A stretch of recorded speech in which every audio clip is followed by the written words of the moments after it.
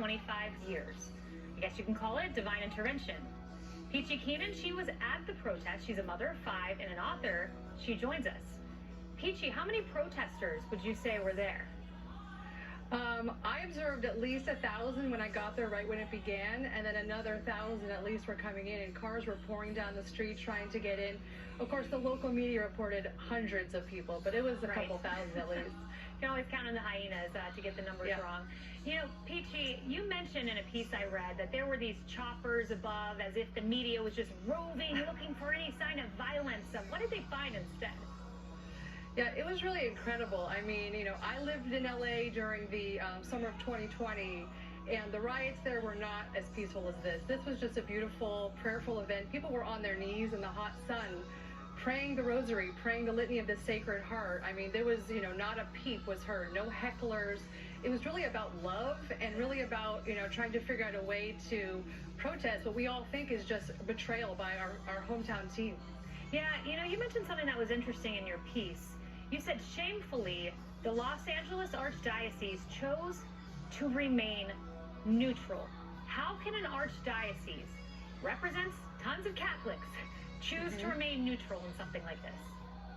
Yeah, I mean, I think we're the largest Catholic archdiocese in the country, and they wouldn't let, you know, it was going to start with a procession from the cathedral downtown all the way to the stadium, and it was called off because they wouldn't let people park in their parking lot. You know, they don't want Please subscribe to be seen as being judgmental. They did issue a statement, but there was just not a single priest from the archdiocese there, and it was just, I mean, it's embarrassing, but not surprising.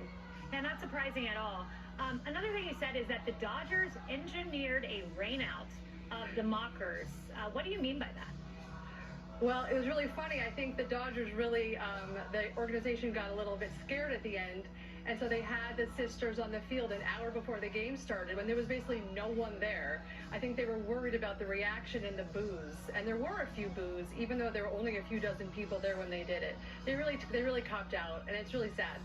You know, some people, I think most people, like, you just want to take your kids to a baseball game. Right. But now there was a story I read about a stadium changing the name to, like, Climate Change Stadium. So we're supposed to drive to Well, that's Climate California Change for you. Stadium, pick up a Bud Light with Dylan Mulvaney's face on it, sit down, and watch nuns, so-called nuns, who have pole danced around a cross. I mean, do you think this is what the average American, faithful or not faithful, wants? I don't want to see You that go crap. to sports to escape politics, to escape the culture war, and unfortunately, you're not even able to, you know, walk into a Target, go to Disneyland, enjoy a Dodger game anymore. And that's why I don't shop or watch any of it. And it really wasn't about the event itself, which was really a nothing burger. It's just I hope about they the all go Dodgers bankrupt. choosing to honor a group and ignore their fans. And all these big corporations seem to be playing out the same playbook.